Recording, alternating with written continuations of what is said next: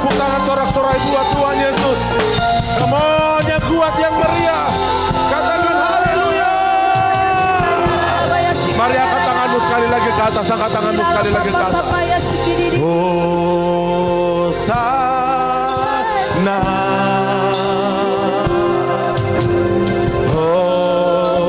Hosana. Hosana in the highest. Hosana. Come on, lebih kuat katakan Hosana. Hosana. Jemaat Tuhan saja katakan Hosana. Angkat dua-dua tanganmu ke atas, katakan Hosana.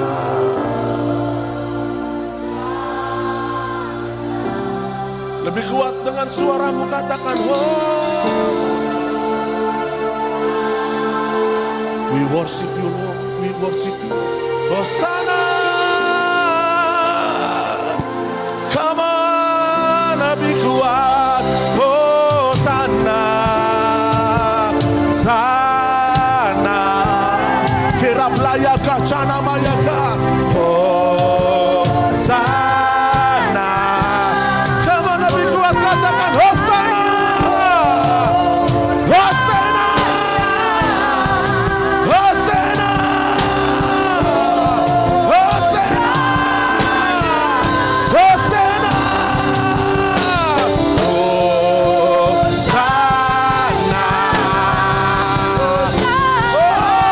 Hosana.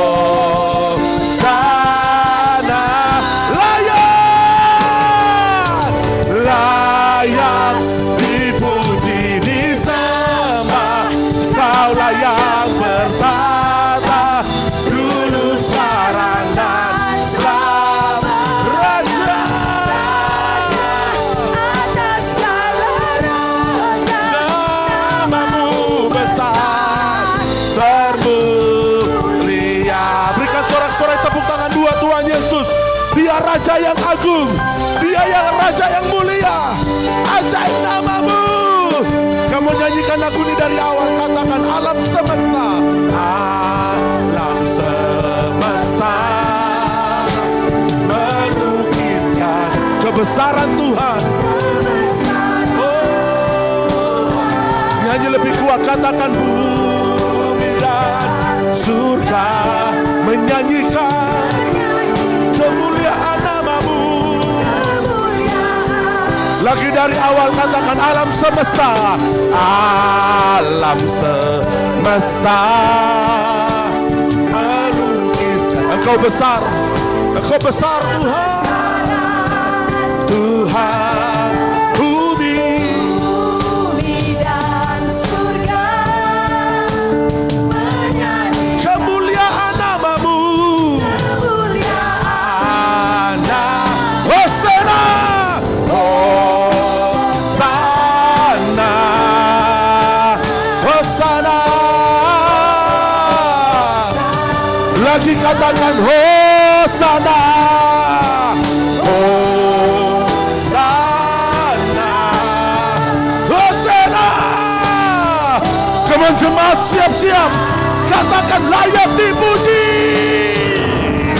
Layak dipuji, disembah. Kaulah yang bertata dulu, sekarang dan selamanya. Raja atas segala raja, Namamu besar termulia. Oh, layak dipuji, disembah. Kaulah yang bertata dulu, sekarang dan selamanya. Raja segala segala raja. Namamu besar termulia. Layak dipuji, layak dipuji, disembah. Sebab Engkau Tuhan yang layak, satu-satunya pribadi yang layak untuk kami agungkan, untuk kami sembah. atas segala raja. Namamu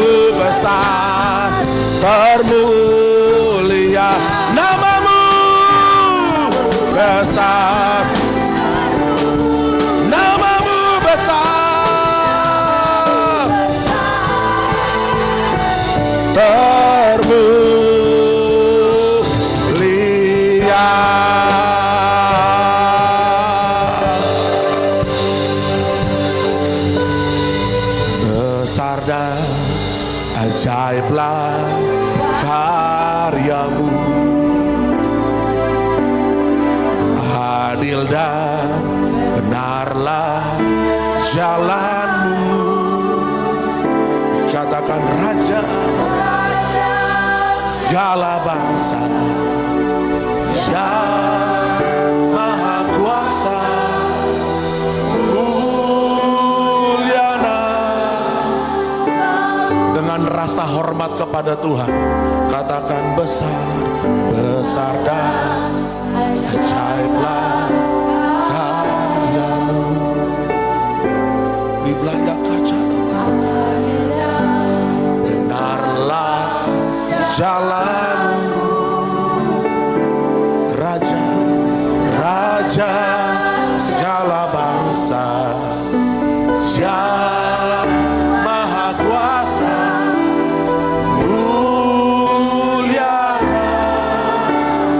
Come on jemaat Tuhan, angkat tanganmu, katakan layak, layak.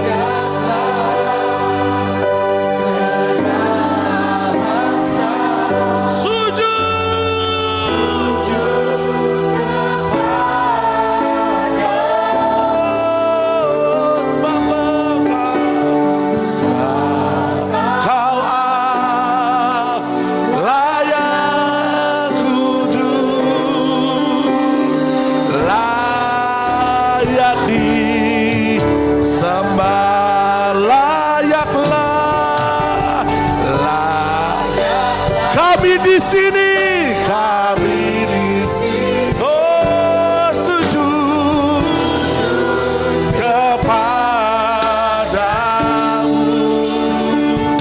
oh sebab Kau Allah yang kudus, layak disembah. Sorak-sorai tepuk tangan yang kuat, yang meriah bagi Tuhan. Besar dan ajaiblah, besar dan ajaiblah karyamu. Terima kasih buat karyamu yang agung, karyamu yang mulia Tuhan. Engkau Raja segala bangsa, yang Maha Kuasa, lagi dari awal katakan besar, besar dan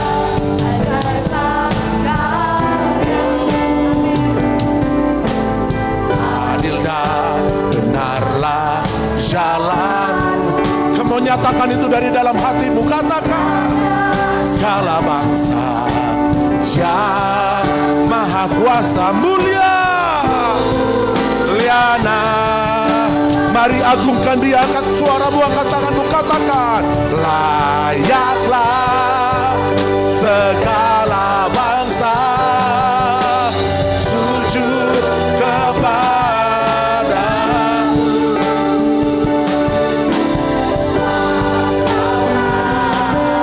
layak kudus, layak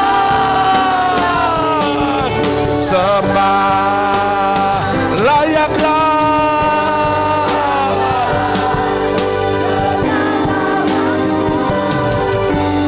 Sujud kepadamu,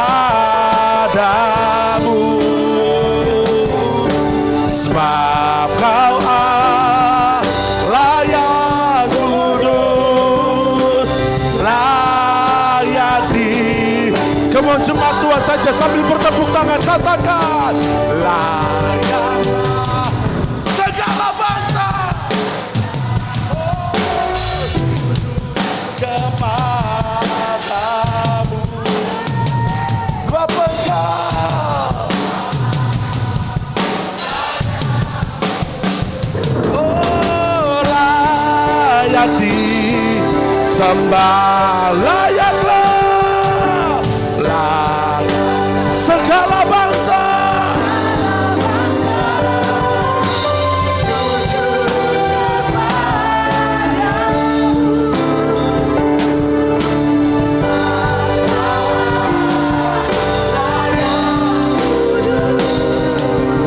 layak disembah. Sebab kau Allah yang kudus, sebab kau Allah yang kudus, layak disembah. Sebab kau Allah yang kudus, sebab kau Allah yang kudus, layak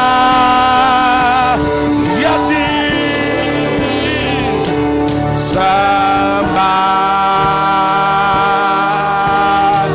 Katakan amin. Amin. Come on, sorak-sorai. Sorak-sorai.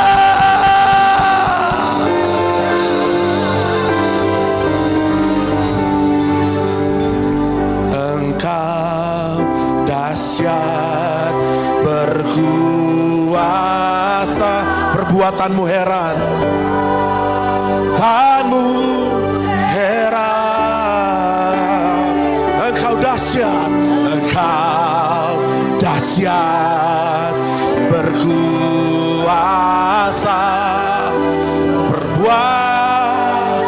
Mari sama-sama nyanyikan lagu pengagungan buat Tuhan.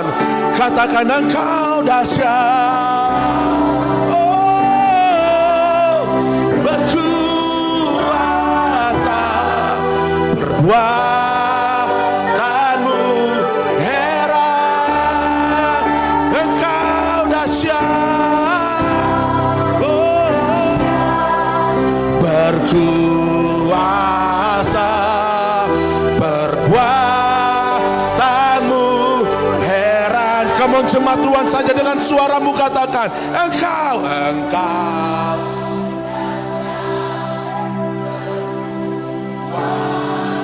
perbuatanmu.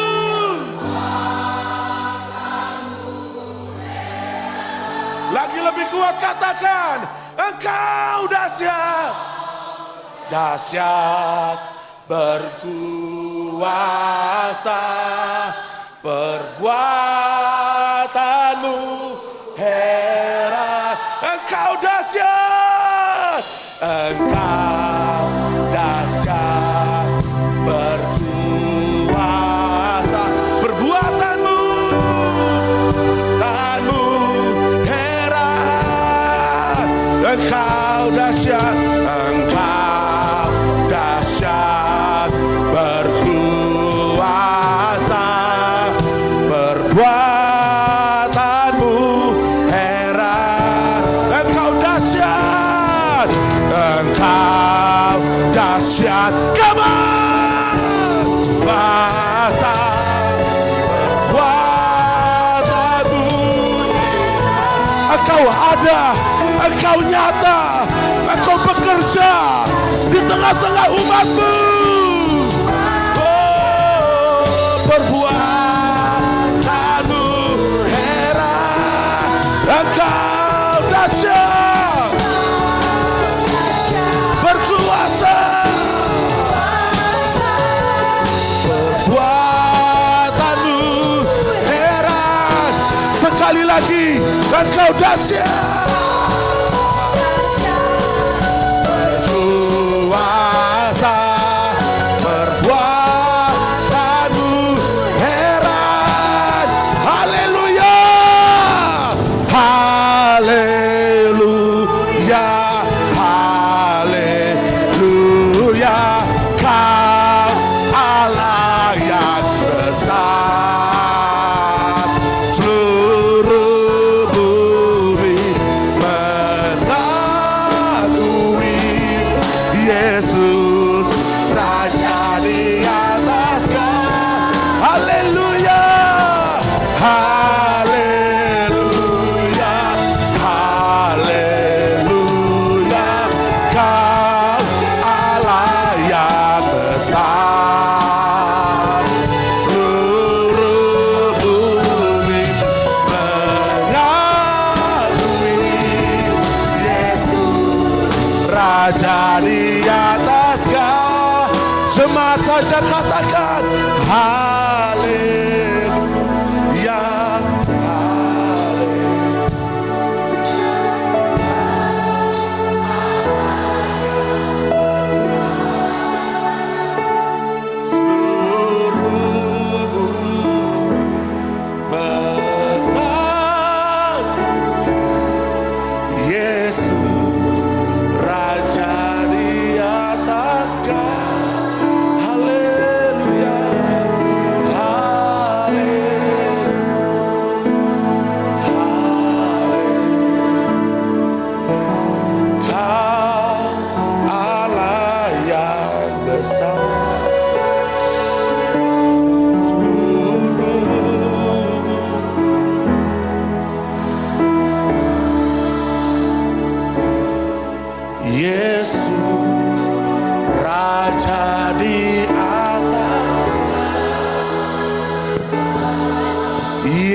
Yesus, Raja di atas.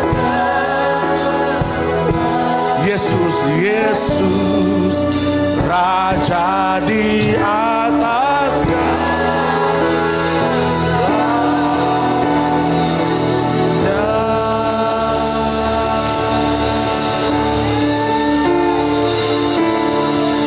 Atas segalanya.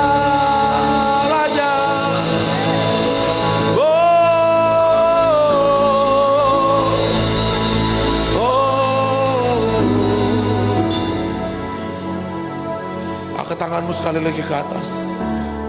Dan beberapa waktu ke depan, sama yang kau menyembah Dia secara pribadi, dengan suaramu, sembah Dia, sembah Dia, sembah Dia.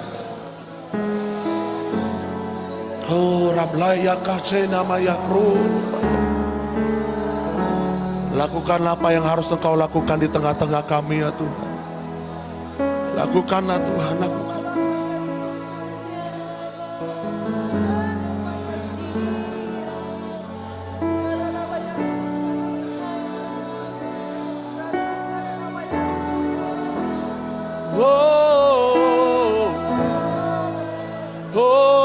Lakukan lagi perkara yang besar, perkara yang ajaib, yang mulia, yang mulia, yang kudus. Terus berkata-kata dengan Dia, terus berkata-kata antara engkau pribadi dengan Tuhan, antara engkau pribadi dengan Tuhan. Leyaka rablena mayaka reka labayaka canama rekoralayaka ukralabayaka. Terus dua, terus dua, terus dua, terus dua. Rikralabayaka namayaka. Oh,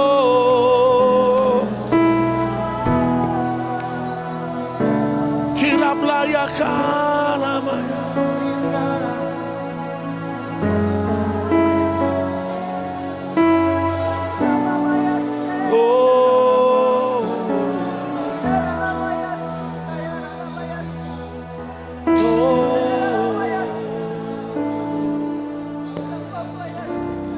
Rablaya kaca namanya.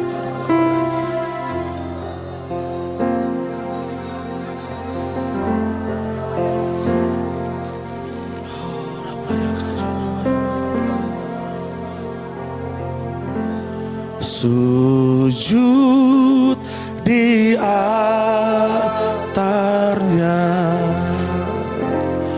ku bawa hidupku, ku terima anugerahnya, ku terima anugerahnya. Dia ampuniku dan bebaskanku.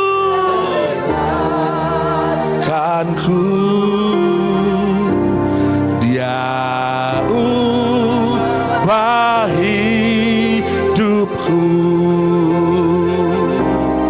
baharui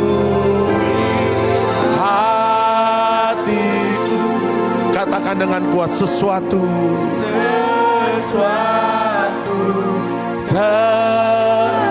saat datang di altarnya. Sujud di altar, ku bawa,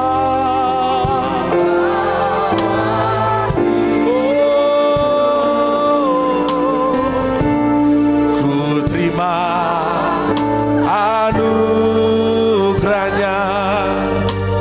Ya ampuniku dan bebaskan.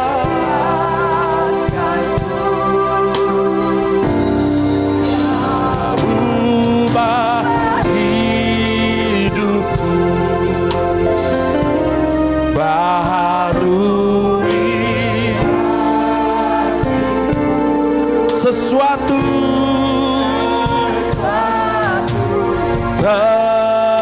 terjadi saat datang dia. Berikan tepuk tangan yang kuat buat Tuhan Yesus. Katakan sujud, sujud di altarnya ku bawa. Kami membawa seluruh hidup kami Tuhan, keberadaan kami Tuhan, kami bawa Tuhan. Ya ampuniku dan bebaskanku. Oh, ubah hidupku. Baharui sesuatu terjadi saat datang di altarnya. Sujud di altarnya, sujud di altar.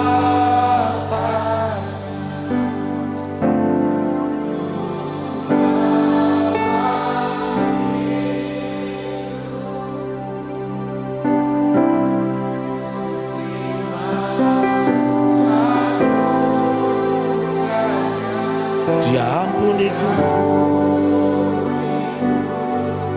dan bebaskanku.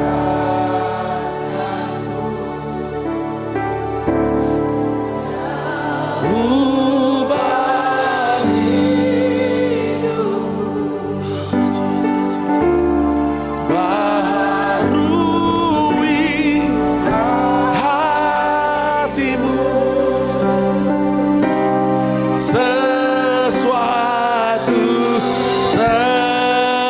Terjadi saat datang di altarnya.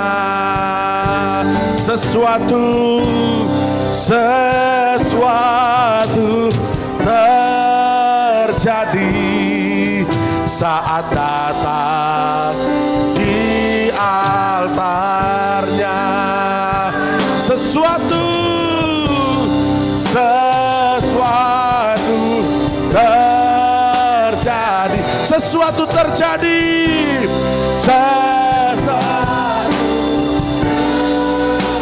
pemulihan terjadi, pemulihan terjadi, kesembuhan terjadi, kesembuhan terjadi, kelepasan terjadi, kelepasan saat datang di altarnya. Mari angkat tanganmu sekali lagi ke atas. Bapa, hari ini aku berdoa, aku deklarasikan sesuatu yang besar pasti akan terjadi dalam hidupmu. Ketika kau datang dengan menyembah, kau datang masuk dalam altarnya, maka di dalam altar Tuhan yang kudus, Dia akan kembali memerdekakanmu, memperbaharui hidupmu, mengubah hidupmu, menyehatkan, menyembuhkan hidupmu, memulihkan, menjadi baru di dalam nama Tuhan Yesus. Oh, Rablaya Kacana Maya Karalabaya. Oh, Jesus. Terima kasih Tuhan Yesus. Dalam hadirat Tuhan, buka matamu dan lihatlah saya ke depan sebentar. Pernahkah saudara merasa setiap kali saudara berdoa, saudara merasa bahwa sepertinya suasana sangat berat sekali? Pernahkah merasakan hal ini? Waktu saudara sedang berdoa sendiri di rumah, atau waktu saudara sedang dalam suasana ibadah, saudara lihat yang lain sudah mulai mengalami jamahan Tuhan, yang lain sudah mengalami lawatan Tuhan, tapi kok saya belum ya? Kok terasa berat ya? Apa karena musiknya kurang megah, kurang kencang? Apakah karena pemimpin pujiannya kurang mahir membawa pujian dan penyembahan? Saudara pernah merasakan hal ini? Saudara tahu, yang sedang saudara alami ketika saudara sedang baca firman, ketika saudara sedang berdoa, dan saudara merasa kok rasanya berat sekali untuk aku bisa masuk dalam hadirat Tuhan. Saudara mau tahu kenapa bisa terjadi? Itu semua karena ada benteng di pikiranmu. Katakan, itu semua terjadi karena ada benteng di dalam pikiranku. Kalau saudara baca 2 Korintus pasal 3 ayat 17, di situ dikatakan bahwa sebab Tuhan adalah roh. Katakan, Tuhan adalah roh.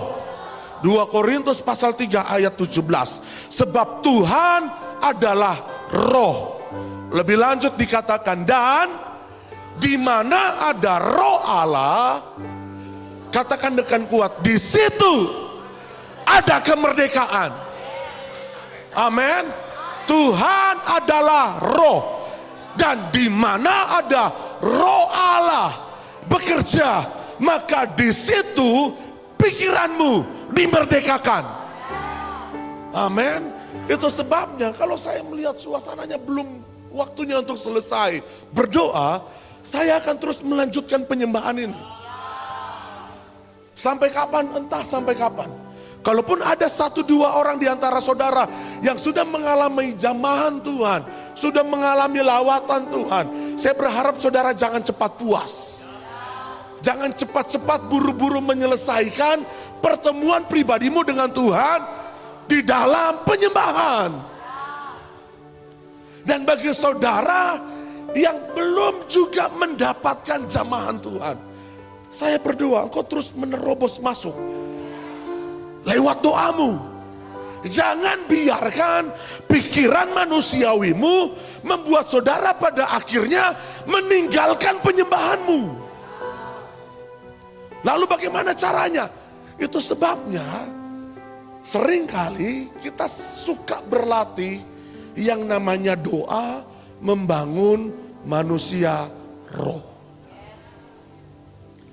Kenapa harus manusia roh yang dibangun? Sebab Tuhan adalah roh. Dan di mana ada roh Allah, maka di situ ada kemerdekaan.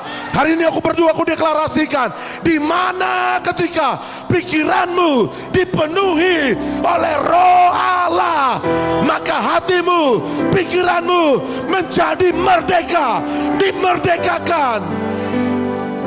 Saudara, selama ini yang membuat hati, roh kita terus berat untuk menyembah Tuhan, karena pikiran kita terus ada benteng.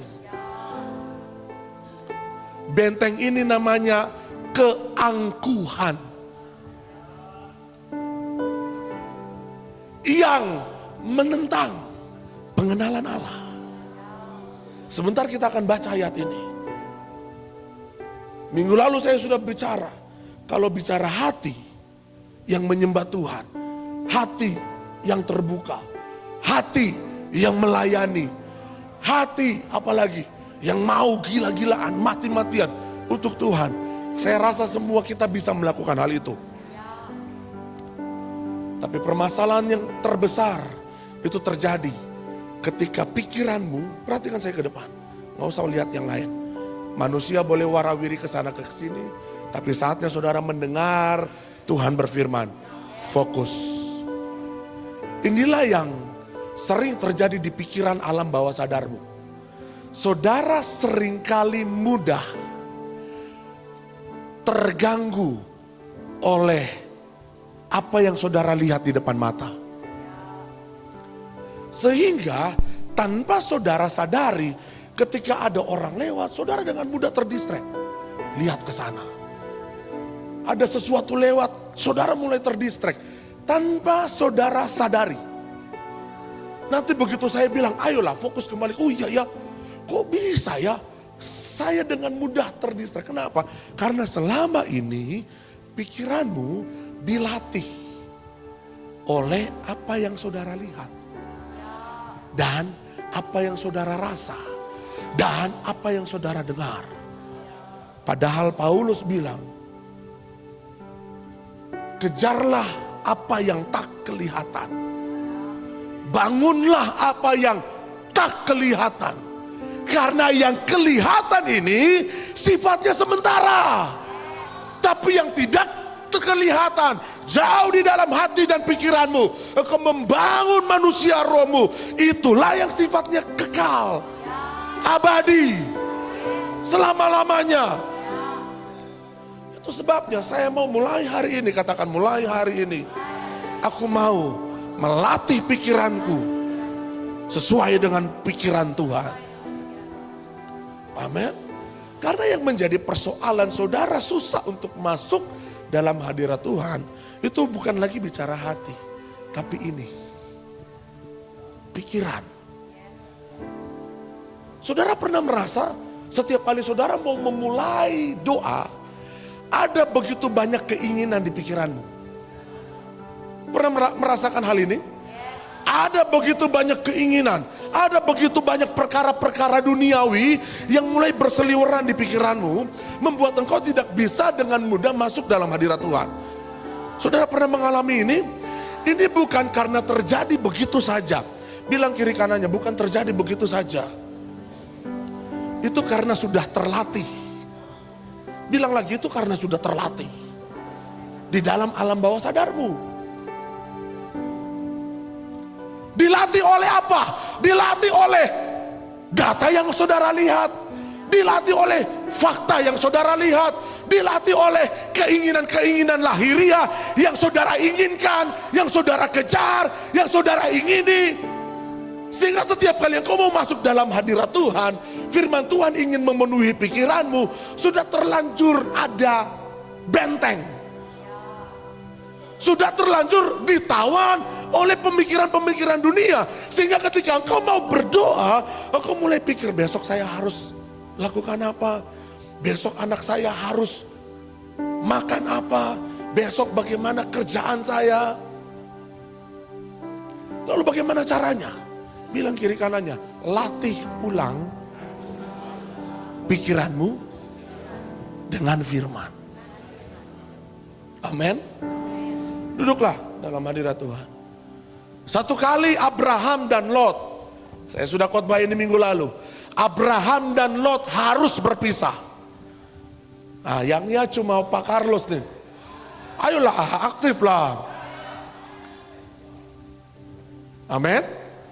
Waktu menyembah, kita menyembah dengan begitu antusias. Waktu mendengar firman Tuhan, saya berdoa, saudara pun mendengar dengan penuh antusias. Yes, harusnya begitu. Harusnya lebih kuat lagi. Amin. Satu kali Abraham dan Lot harus berpisah. Abraham bilang, Lot, pilihlah jalanmu. Pilihlah mana yang harus engkau pilih untuk engkau tinggal di sana. Perhatikan saya ke depan. Lalu Lot mulai melihat fakta dan data yang ada di hadapannya. Coba kita lihat kembali. Kejadian pasal 13 ayat 10 sampai 11. Kejadian pasal 13 ayat 10. Coba kita baca dengan kuat. 1, 2, 3. Lalu Lot melayangkan pandangannya.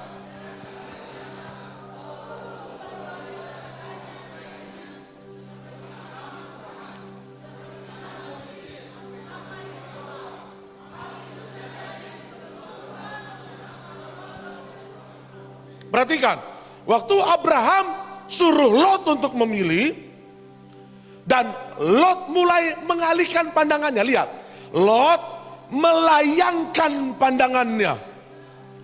Apa yang dimaksudkan? Matanya difokuskan kepada hal yang lahiriah. Telinganya difokuskan untuk mendengar hal yang lahiriah. Dan saudara lihat, meskipun yang dilihatnya itu baik, coba kita lihat data dan fakta yang dilihat Lot itu baik atau tidak? Baik. Seluruh lembah Yordan banyak airnya, sudah pasti tanahnya subur. Mau tanam jagung, mau tanam pohon mangga, mau tanam cabai, pasti subur. Ini pikirnya Lot. Lihat, Lot mulai dilatih oleh data dan fakta. Dia hanya mulai melihat apa yang ada di depan matanya. Dia mulai mendengar apa yang sering orang bicara. Oh, lihat tuh Lot, di sana lembah Yordan banyak airnya, layaknya taman Tuhan. Sepertinya ini rohani sekali. Ada orang di sini? Seperti taman Tuhan. Saudara, yang menurut saudara seperti taman Tuhan, belum tentu taman Tuhan yang sesungguhnya. Yang kita lihat ini lahan hijau, lahan basah, seperti taman Tuhan. Apa yang saudara pikir baik? Perhatikan saya ke depan, belum tentu baik. Amin. Kenapa Lot bisa melihat ini seperti taman Tuhan? Karena Lot sedang memilih sesuai dengan apa yang Lot inginkan. Kalau kita lihat ayat 11. 1, 2, 3. Sebab itu Lot memilih baginya seluruh lembah Yordan itu. Lalu ia berangkat ke sebelah timur. Lot dan Abraham berpisah. Kalau kita baca versi bahasa Inggrisnya, Lot choose for himself. Lot memilih sesuai dengan apa yang menjadi keinginannya. Lot memilih sesuai dengan apa yang dia lihat selama ini. Fakta yang dia lihat selama ini. Data yang dia dengar selama ini, bahwa lembah Yordan adalah lembah yang baik, layaknya taman surga, taman Tuhan. Tapi kalau kita baca endingnya, yang dilihat Lot baik seperti taman surga, dimusnahkan dengan sekejap oleh Tuhan. Kita sebut kejadian Sodom dan Gomora. Ada orang di sini? Selama ini pikiran kita terus dilatih, terus dicetak ulang, terus dibentuk ulang dengan apa yang kita lihat, apa yang kita dengar, apa yang kita bisa raba, apa yang bisa kita rasa, sehingga saudara terus mengalami kemandekan. Kenapa? Karena fokus kita selalu dengan apa yang kita lihat. Padahal Paulus berkata, jangan pernah membangun apa yang saudara bisa lihat. Bangunlah apa yang saudara tidak bisa lihat. Amin. Hari ini saya berdoa di dalam nama Tuhan Yesus. Setiap engkau tidak lagi mudah untuk dipengaruhi oleh apa yang saudara lihat di depan mata, apa yang kau dengar di sekelilingmu, apa yang kau rasa selama ini. Tapi mulai hari ini hanya perkataan Tuhan, hanya perkataan firman yang mulai menjadi fokus utamamu, titik pendengaranmu, respon hatimu, pikiranmu dipenuhi dengan pikiran Kristus. Katakan terjadilah di dalam nama Yesus. Sehingga setiap kali engkau mulai membaca firman, merenungkan firman, berdoa, menyembah Tuhan, hati dan pikiranmu sinkron. Amin. Saudara tahu kenapa kita setiap kali PG, prayer group, kita selalu berdoa dengan suara yang kuat? Saudara tahu alasannya kenapa? Bukan karena Tuhan telinganya budek. Bukan. Tanpa saudara bicara pun, atau dengan saudara bicara dalam hati pun, Tuhan mendengar. Tuhan mendengar. Tapi setiap kali kita prayer group, kenapa kita harus berdoa dengan suara yang kuat? Karena sering kali telingamu yang mulai budek. Saudara mengerti maksud saya? Selama ini pikiranmu sudah ditawan. Katakan ditawan. Itu sebabnya setiap kali kita berdoa dengan mendesak. Bilang kiri kanannya, mendesak, menerobos. Karena bicara pikiran, ini harus diterobos, Pak. Tidak bisa hanya dengan bicara di dalam hati, pikiranmu berubah. Nah, harus ditrain ulang, harus dilatih ulang, harus didengarkan ulang dengan perkataan-perkataan Tuhan. Dan ketika kita bicara dengan kuat, kita doa dengan kuat, kita sedang memberitahu alam bawah sadar kita bahwa ini loh yang menjadi janji Tuhan. Ini loh yang menjadi perkataan Tuhan. Ini loh yang menjadi pengharapan di dalam Tuhan. Jangan lagi dengar yang lain. Bahkan di dalam doaku, saya kadang suka geram dengan pikiranku sendiri. Kenapa tidak kunjung berubah? Tuhan Yesus berkata, karena latihanmu belum cukup.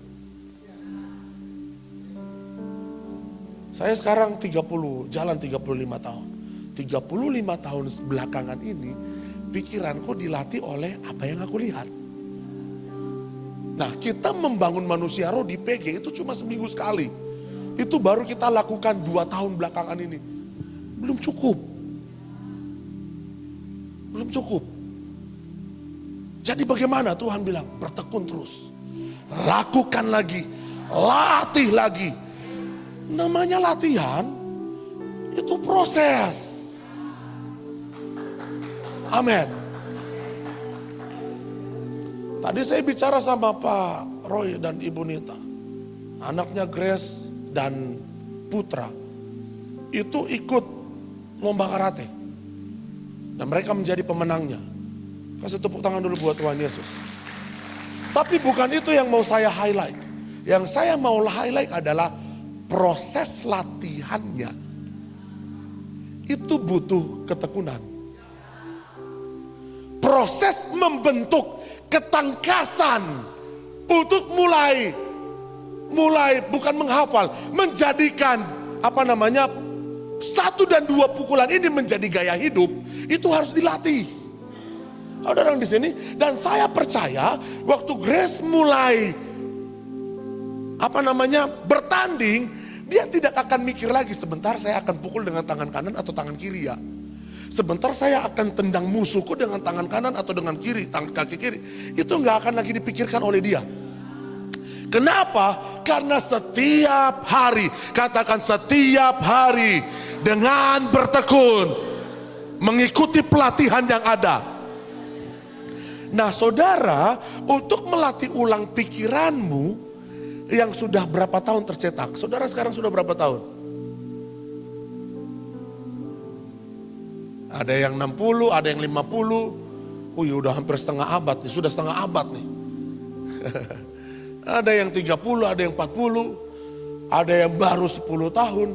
Sekian waktu lamanya pikiranmu terus dilatih dengan apa yang saudara lihat, apa yang saudara dengar, apa yang orang tuamu katakan, apa yang media sosial katakan, apa yang orang-orang pintar katakan. Dan seringkali itu bertabrakan dengan apa yang menjadi prinsip firman, apa yang menjadi janji Tuhan, apa yang menjadi perkataan Tuhan. Itu sebabnya latih ulang pikiranmu. Bagaimana caranya? Baca firman, imajinasikan firman, buat firman terngiang-ngiang di dalam pikiranmu. Doa dengan kuat, doakan firman. Jangan lagi mudah doakan masalah. Jangan lagi terlalu sering mendoakan tantangan yang ada di depan. Saudara cukup mendoakan firman, firman datang dalam hidupmu, firman menyelesaikan apa yang menjadi masalah dalam hidupmu. Itulah yang seharusnya terjadi. Sehingga setiap kali kau menyembah Tuhan, baru 1-2 lagu, tapi karena pikiranmu langsung fokus sama Tuhan. Ada orang di sini? Ada tantangan, yes. Ada masalah, oke. Tapi pikiranmu fokus kepada Tuhan. Katakan, pikiranku fokus kepada Tuhan. dan keberadaannya yang penuh kuasa, yang berdaulat atas hidupku. Dengan begitu saja engkau dengan mudah berjumpa dengan Tuhan di dalam penyembahan. Katakan, hatiku dan pikiranku harus selalu sama. Amin. Katakan sama. Apa yang hatimu lihat di dalam roh, apa yang hatimu dapatkan di dalam alam roh, apa yang hatimu rasa di dalam alam roh. Waktu saudara menyembah, apa yang saudara rasakan? Ada kelepasan, amin. Ada sukacita, amin. Ada damai sejahtera, amin. Ada kesembuhan, ada pemulihan, ada kelimpahan. Itu kan yang dirasakan hatimu. Nah, apa yang dilihat oleh hatimu di dalam alam roh, itu juga yang harus dilihat oleh pikiranmu. Di dalam alam roh, apa yang hatimu terima, itulah yang pikiranmu juga harus terima. Latih pikiranmu sedemikian rupa, maka dari hari ke hari pikiranmu akan semakin ilahi. Hari ini saya berdoa di dalam nama Tuhan Yesus, dari hari ke hari, minggu ke minggu, bulan ke bulan, setiap kali kau melatih pikiranmu sama seperti pikiran Tuhan, maka pikiranmu, logikamu, dasar keyakinanmu, dasar berpikirmu akan semakin ilahi. Amin. Sehingga setiap kali saudara melihat fakta yang ada, saudara mulai bertanya-tanya, Tuhan, apa firman-Mu untuk fakta yang sedang aku jalani ini? Ada orang di sini? Jangan biarkan pikiranmu itu diambil alih, dicuri, atau ditawan oleh pekerjaan iblis yang namanya fakta. Yang namanya apa yang sedang terjadi di hadapanmu. Oh, kalau yang sedang terjadi semuanya baik-baik saja, pikiranku tenang, damai sejahtera, haleluya, puji Tuhan. Tapi yang terjadi, fakta yang ada di depanku, ini sedang tidak baik-baik saja. Kalau itu pun yang terjadi dalam hidupmu, saya berdoa engkau dengan begitu saja tanya Tuhan, Tuhan, ini masalahnya, ini tantangannya, ini badainya. Berikan aku firman. Ini aminnya cuma 1-2 orang. Katakan, berikan aku firman. Engkau sedang menghadapi situasi tertentu, langsung saat tanya sama Tuhan, Tuhan, firman apa yang bisa aku pakai untuk aku menghadapi situasi ini? Amin. Di beberapa area dalam hidupmu yang terus alami kekalahan, perhatikan saya ke depan. Di beberapa area dalam hidupmu yang terus alami kekalahan, itu bukan karena saudara tidak mampu mengalahkannya. Saudara masih bersama-sama dengan saya? Mengikuti apa yang sedang saya katakan? Di beberapa area dalam kehidupanmu yang terus mengalami kekalahan, katakan terus mengalami kekalahan. Itu bukan karena saudara tidak mampu untuk mengalahkannya. Saudara mampu. Saudara diberikan kuasa yang sama. Saudara diberikan otoritas yang sama. Harusnya saudara mampu. Katakan, harusnya aku mampu. Tapi kenapa selama ini saudara terus mengalami kekalahan? Itu terjadi. Kenapa? Karena firman tidak bekerja dalam hidupmu. Loh Pak, tapi setiap minggu aku dengar firman loh. Aku bilang yes, aku bilang amin, aku bilang haleluya. Bapak suruh aku ikuti suaramu, aku ikuti. Bagaimana mungkin firman tidak bekerja dalam hidup saya? Bisa. Kenapa firman tidak bekerja dalam hidupmu? Karena pikiranmu ditutupi oleh benteng-benteng keangkuhan. Coba kita lihat 2 Korintus pasal 10 ayat 4. Saudara masih bersama-sama dengan saya?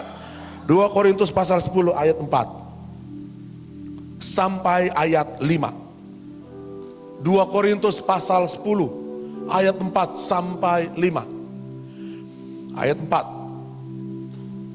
Kita baca dengan suara yang kuat bersama-sama. 1, 2, 3. Karena senjata kami dalam perjuangan bukanlah,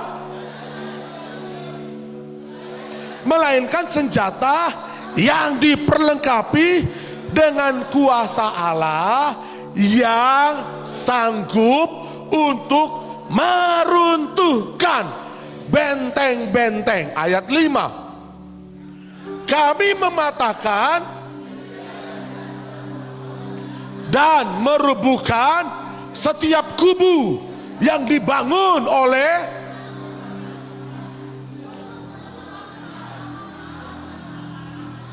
kami menawan segala pikiran. Perhatikan, yang sedang dibicarakan di sini adalah pikiran.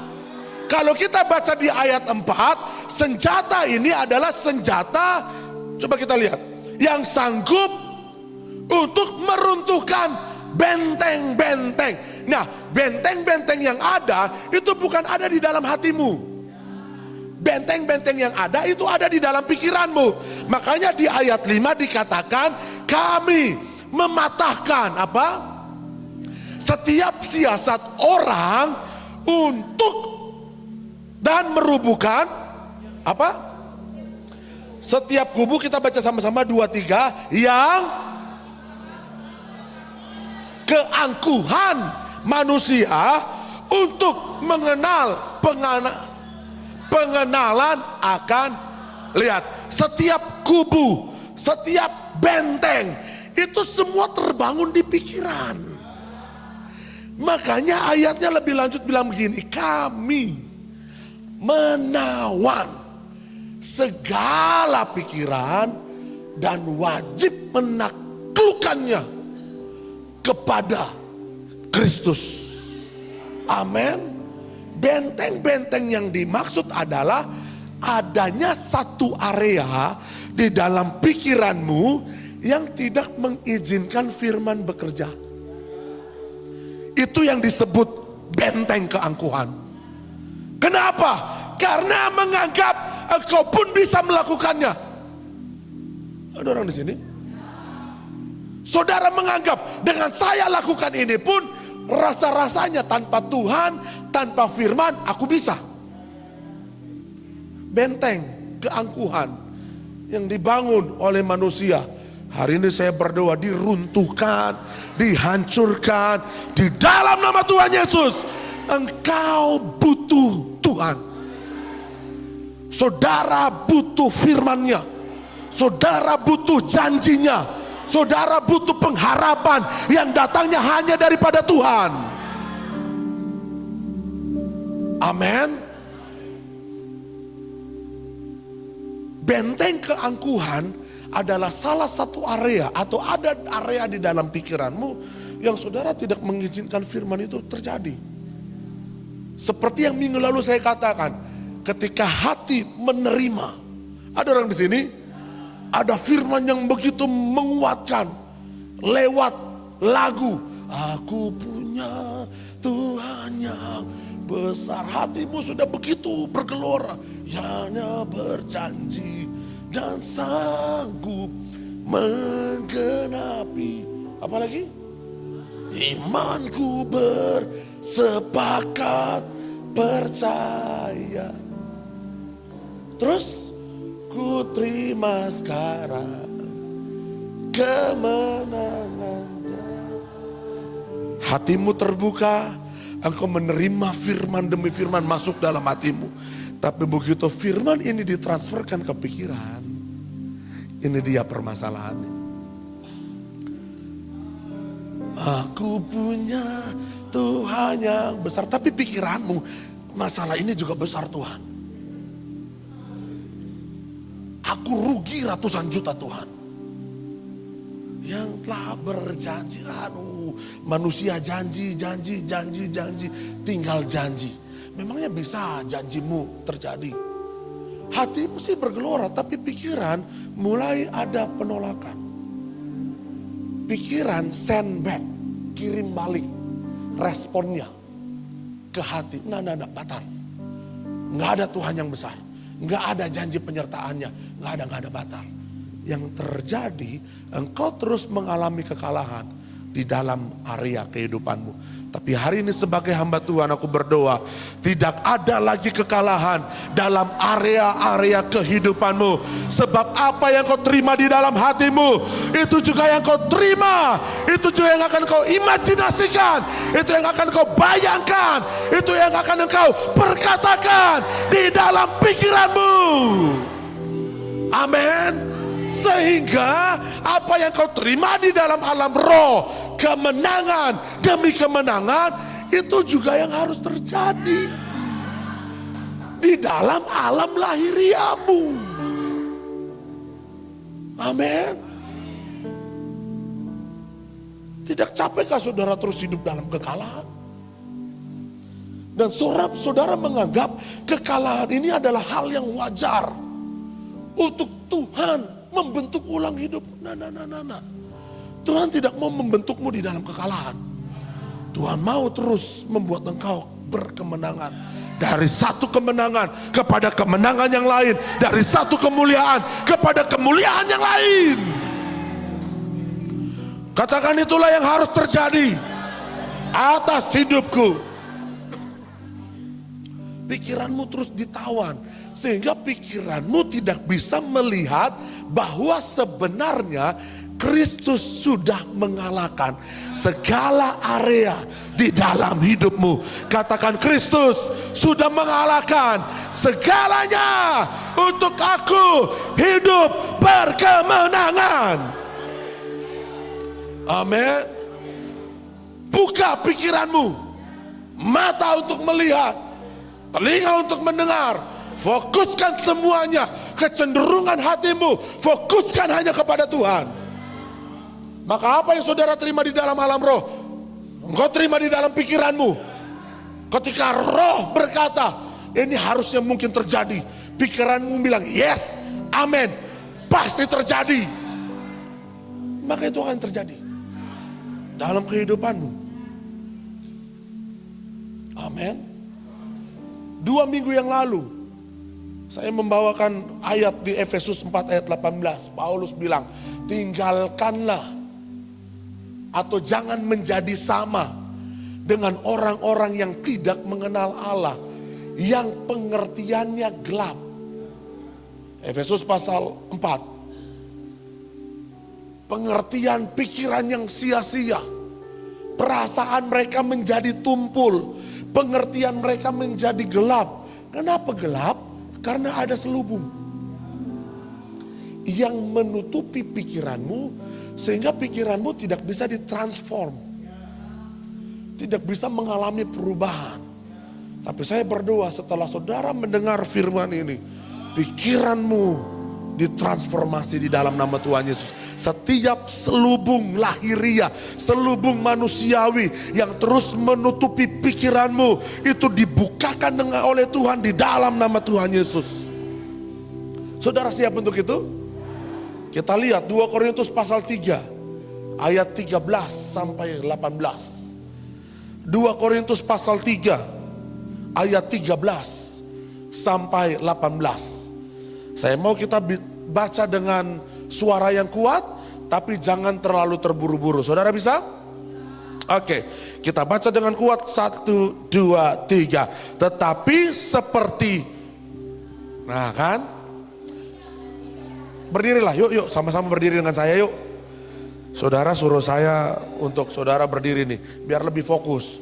Saya sudah hitung 1, 2, 3, kok nggak mulai baca? Apa saudara tunggu saya hitung sampai 100? Kelamaan ya.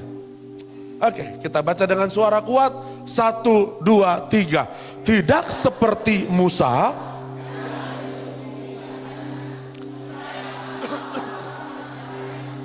jangan melihat hilangnya cahaya yang sementara itu. Ayat 14. Tetapi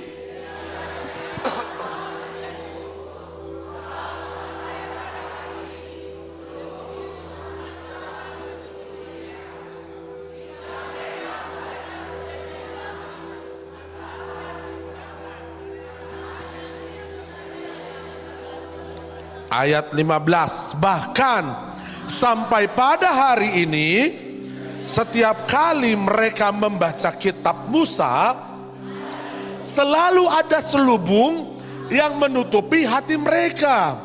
Ayat 16, tetapi apabila hati seorang berbalik kepada Tuhan, maka selubung itu, ayat 17, sebab dan di mana ada Roh Allah, di situ ada kemerdekaan. Ayat 18, dan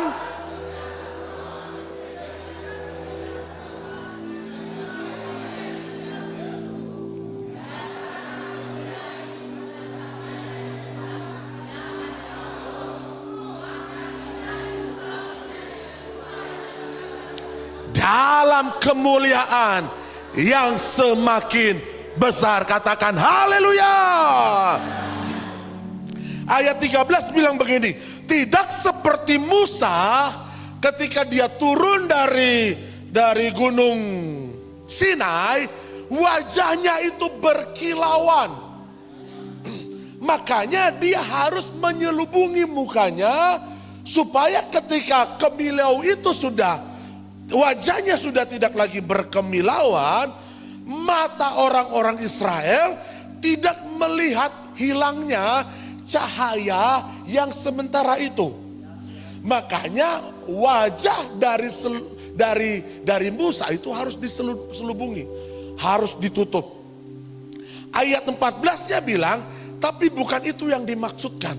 Yang dimaksudkan adalah selama ini orang Israel pikirannya telah menjadi tumpul. Sebab sampai pada hari ini selubung itu masih tetap menutupi, menyelubungi mereka, sehingga ketika mereka baca firman, tapi firman itu tidak disingkapkan, firman itu tidak tersingkap. Mereka tidak mengerti apa yang dimaksud firman ini. Mereka tidak alami apa yang dimaksud oleh firman ini. Ada orang di sini? Lalu lebih lanjut, karena hanya Kristus saja yang dapat menyingkapkannya. Ayat 15, bahkan sampai hari ini setiap kali mereka baca kitab Musa, selalu ada selubung yang menutupi hati mereka. Padahal Tuhan itu berjanji di ayat 17 dan ayat 18. Tuhan adalah Roh. Tuhan sedang memperkenalkan pribadinya sebagai Tuhan yang ada di dalam alam roh. Dan di mana ada Roh Allah, ketika ada Roh Allah di dalam hidupmu, artinya hidupmu mengalami Christ in you. Kristus di dalam hidupmu. Roh Allah ada di dalam hidupmu. Di mana ada Roh Allah tinggal di dalam hidupmu, harusnya, katakan, harusnya aku mengalami kemerdekaan. Ayat 18, dan kita semua mencerminkan kemuliaan Tuhan dengan muka yang tidak lagi terselubung. Dan karena kemuliaan itu datangnya dari Tuhan yang adalah Roh, maka kita perhatikan, kita akan diubah menjadi serupa, segambar dengan Tuhan itu sendiri. Amin. Dan ketika saudara menjadi segambar, serupa dengan Tuhan, saudara akan dibawa kepada satu kemuliaan, kepada kemuliaan yang lebih besar. Ini ayatnya yang bilang loh. Ketika saudara menjadi serupa, saudara menjadi segambar, saudara akan dibawa dalam kemuliaan yang satu kepada kemuliaan yang lain. Itulah yang harus terjadi dalam hidupmu. Tapi bagaimana itu bisa terjadi? Selubung harus dilepas. Amin. Kenapa?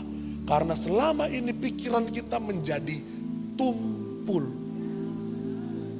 Kalau kita balik lagi ayat 14, ayat 15. Bahkan kita baca firman, setiap kali kita baca firman, setiap kali kita doa, selalu ada selubung yang menutupi hati kita, sehingga firman itu tidak tersingkapkan di dalam hidup kita.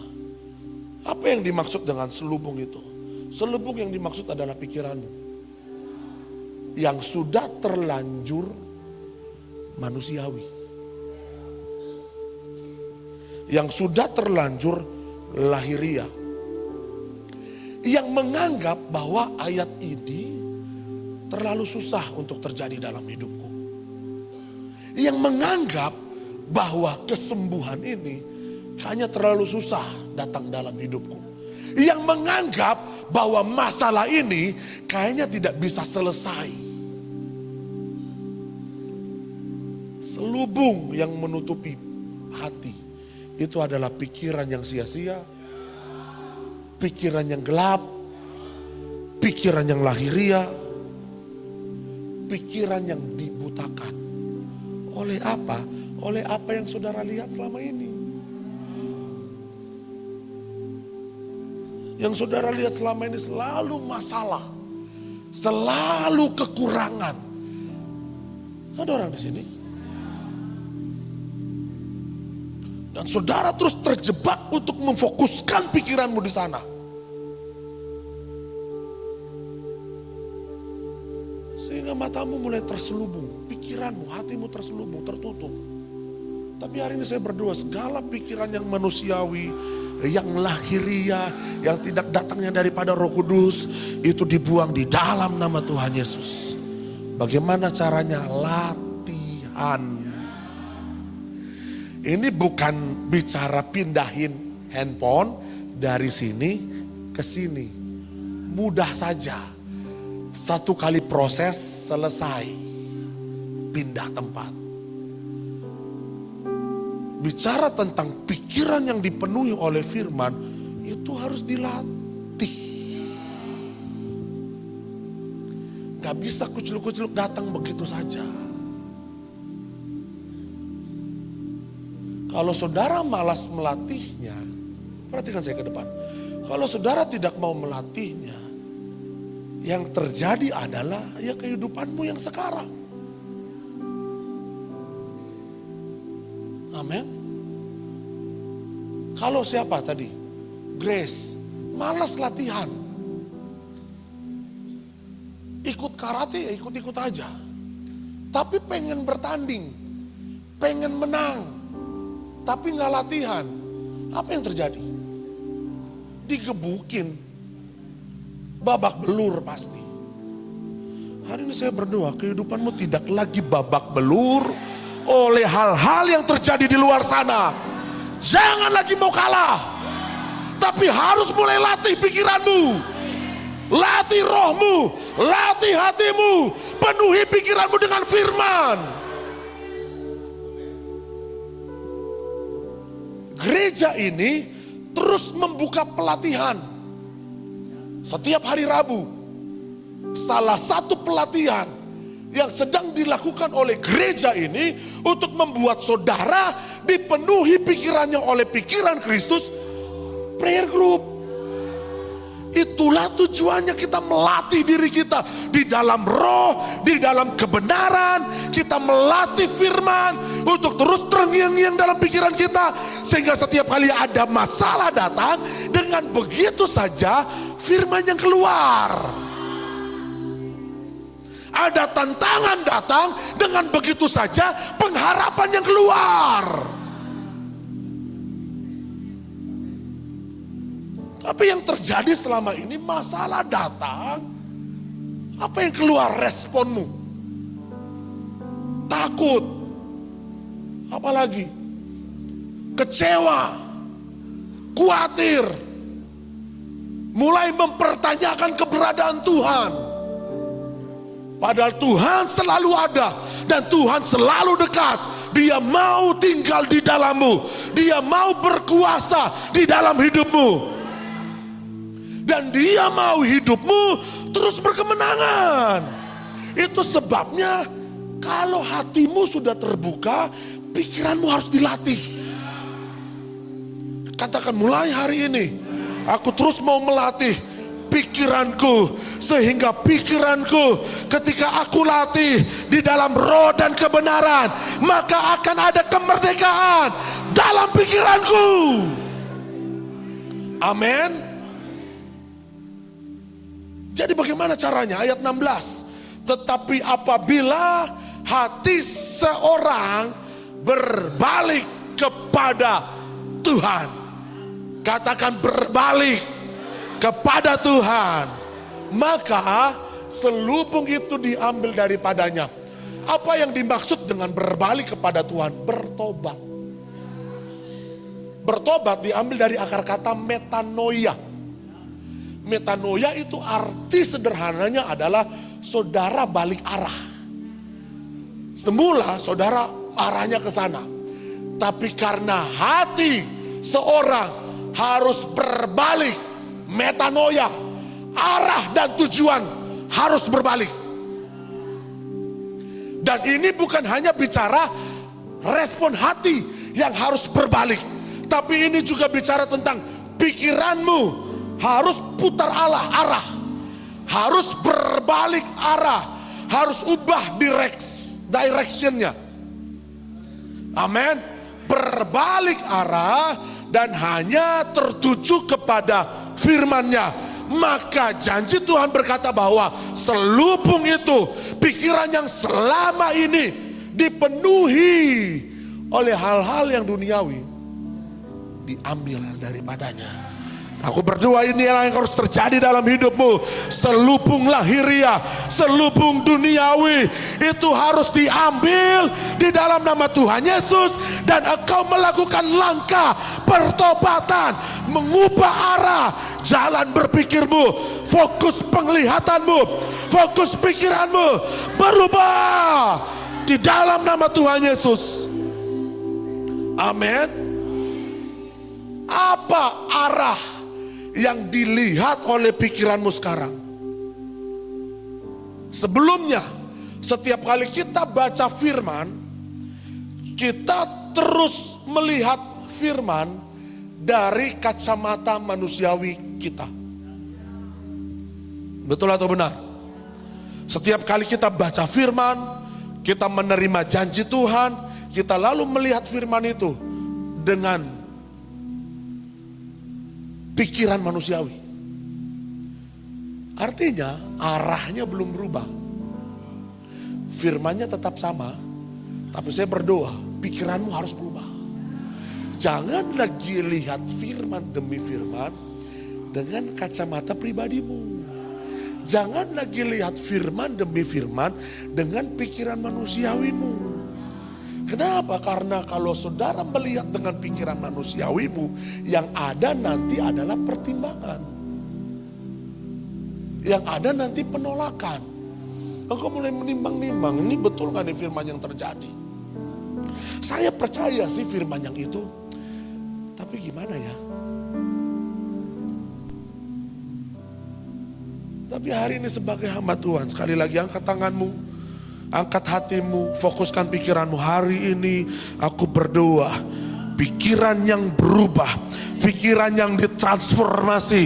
Ketika setiap kali engkau membaca firman, engkau merenungkan firman, engkau melihat firman hanya dari sudut pandang Kristus yang ada di dalam hidupmu. Lihatlah firman seperti Kristus melihat firman. Lihatlah firman seperti Yesus merespon firman itu sendiri. Amin. Yesus saja untuk mengalahkan iblis di padang gurun, dia harus tahu firman. Dia menggunakan firman dan dia memakai firman sesuai dengan kacamatanya. Saudara sudah bilang ada tertulis. Iblis sudah tunggu nih, apa yang tertulis? Pokoknya ada di firman. Yang terjadi, iblis ketawa. Iblis bilang, kok lebih jago saya ya firmannya ya. Hari ini saya berdoa, firman demi firman akan mengubah pikiranmu. Amin. Karena Kristus tinggal di dalam hidupmu. Katakan, Kristus tinggal di dalam hidupku. Baru ayat 17-nya, ketika selubung itu sudah diangkat, saudara mulai metanoia, merubah arah pikiranmu tertuju kepada Tuhan. Selubung itu diangkat. Roh kemudian masuk dalam hidupmu, dan ayat 17 berkata, Tuhan adalah roh. Dan di mana ada roh Allah, di situ pikiranmu dimerdekakan. Sebelumnya, waktu saudara baca firman, waktu saudara menerima firman, pikiranmu tidak alami kemerdekaan. Tetapi ketika selubung itu diangkat, roh tinggal di dalam hidupmu, pikiranmu tidak lagi ditawan. Ada orang di sini, sehingga saudara bisa mulai melihat apa yang sesungguhnya dijanjikan firman atas hidupmu. Itulah yang harus terjadi dalam hidupmu.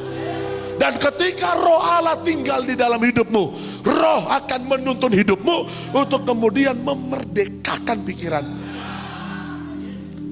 Ketika engkau berdoa, engkau merasa ini belum kunjung selesai, saya mau terus mendesak masuk dalam hadirat Tuhan.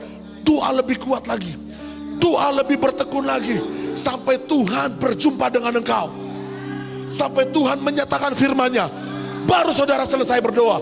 Tapi kalau belum, paksa, desak, dorong, terobos. Amin. Sehingga mulai hari ini doa-doamu tidak akan lagi terasa berat. Enggak. Bahkan tanpa lagu pun, tanpa musik pun, tanpa pemimpin pujian pun, engkau cuma cukup angkat tangan dan kau bilang, terima kasih Tuhan, Engkau Tuhan yang besar, Engkau Tuhan yang mulia, haleluya. Tiba-tiba saja engkau sembuh. Tiba-tiba saja ada pengharapan yang mulai muncul dari dalam hatimu. Tiba-tiba saja ketakutan itu mulai sirna.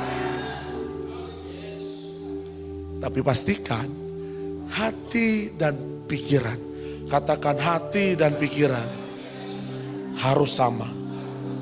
Amin. Dan yang terjadi di ayat 18, coba kita baca.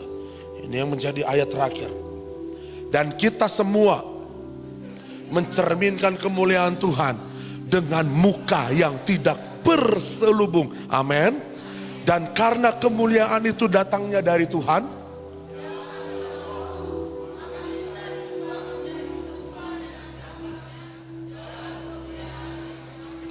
amin.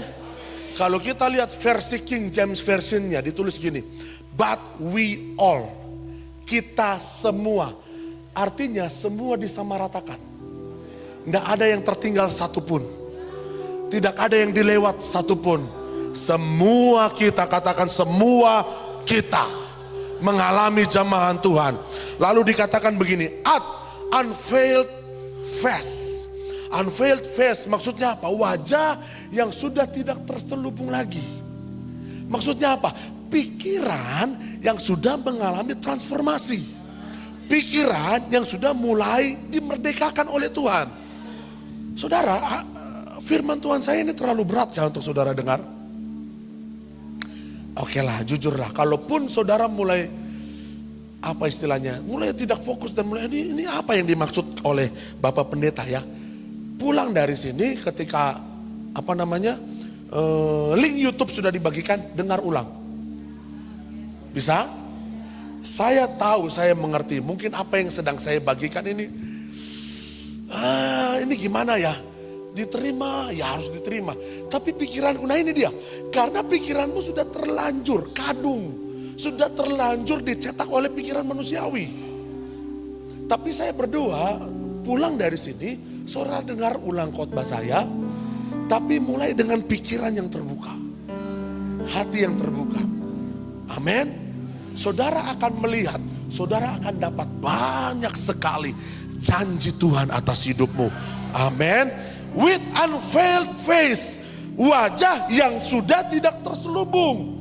Maksudnya apa? Pikiranmu sudah diubah, sudah ditransformasi, sudah dimerdekakan oleh Tuhan. Beholding as in a mirror the glory of the Lord.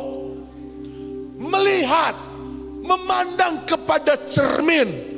Dan di dalam cermin itu kita melihat ada kemuliaan Tuhan. Maksudnya bagaimana? Maksudnya begini. Setiap kali saudara doa tutup mata, di dalam pikiranmu seperti ada cermin. Betul nggak? Dan cermin yang saudara lihat adalah siapa? Dirimu sendiri. Nah, kita lagi bercermin di depan kaca. Yang kita lihat di dalam cermin itu siapa? Diri kita sendiri. Nah, terkadang setiap kali kita doa, kita tutup mata seperti ada cermin di dalam pikiran kita. Dan yang kita lihat di dalam cerminan itu adalah diri kita sendiri. Saudara mengikuti saya? Tapi ayatnya bilang, cermin yang engkau lihat, yang sudah tidak terselubung lagi, itu adalah kemuliaan Tuhan. The glory of the Lord. Ada orang di sini? Oke lah, kasih tepuk tangan yang kuat lah buat Tuhan Yesus. Amin. Dan kemuliaan Tuhan itu ditransformasikan dalam hidupmu. Saudara mengikuti saya? Waktu saudara lagi doa, saudara melihat cerminan. Yang pertama saudara lihat, waktu pikiranmu belum dimerdekakan adalah dirimu sendiri. Makanya waktu saudara berdoa dengan penuh keinginan. Pernah melakukan ini? Saudara ingin supaya masalah ini cepat selesai. Saudara ingin supaya anakmu mengalami ini. Saudara ingin supaya engkau diberkati Tuhan. Semua adalah cerminan dirimu. Artinya pikiranmu belum dimerdekakan. Tapi ketika engkau sudah dimerdekakan, pikiranmu akan mengubah sudut pandangmu sesuai dengan apa yang Tuhan tentukan dalam hidupmu, maka engkau akan melihat di dalam cermin itu bukan engkau lagi. Yang engkau lihat adalah kemuliaan Tuhan. Amin. Dan kemuliaan Tuhan ditransformasikan dalam hidupmu. Ditransfer dalam hidupmu dan engkau menjadi serupa. Engkau menjadi segambar. Sama seperti Tuhan yang hidupnya dari satu kemuliaan kepada kemuliaan yang lain. Dan itulah juga hidupmu. Engkau hidup dari satu kemuliaan kepada kemuliaan yang lain. Dan tanpa lagi terselubung pikirannya. Dan Alkitab berkata, Roh Kudus sedang menaruh gambar yang lain. Bukan gambaran lagi hidupmu di masa lalu. Roh Kudus sedang menaruh gambar yang serupa. Jadi waktu engkau lihat dirimu di cerminan, engkau bukan lihat dirimu yang lama. Engkau mau lihat ini adalah serupa dengan Kristus. Ini adalah segambar dengan Kristus. Ini adalah cerminan Kristus. Katakan, aku adalah cerminan Kristus. Serupa dengan Kristus. Segambar dengan Kristus. Dan aku hidup di dalam kemuliaan. Sampai kepada kemuliaan. Di dalam kemenangan. Sampai kepada kemenangan. Katakan, terjadilah atas hidupku. Dan ketika pikiranmu ditransformasi Tuhan, dimerdekakan Tuhan, maka saya berdoa kehidupan sehari-harimu akan mengalami perubahan demi perubahan. Perubahan demi perubahan. Itu akan selalu ada dalam kehidupan sehari-harimu. Rindukah saudara mengalami kehidupan yang berubah? Berbeda? Berkemenangan? Itu semua dimulai dari pikiran. Amin. Kalau saudara mau pikiranmu berubah, itu semua dimulai dari latihan. Tidak ada cara lain. Kalau orang bilang banyak cara menuju Roma. Tapi untuk mengubah pikiranmu, tidak ada cara lain. Saudara harus latih ulang. Di dalam setiap situasi kehidupan, latih ulang pikiranmu.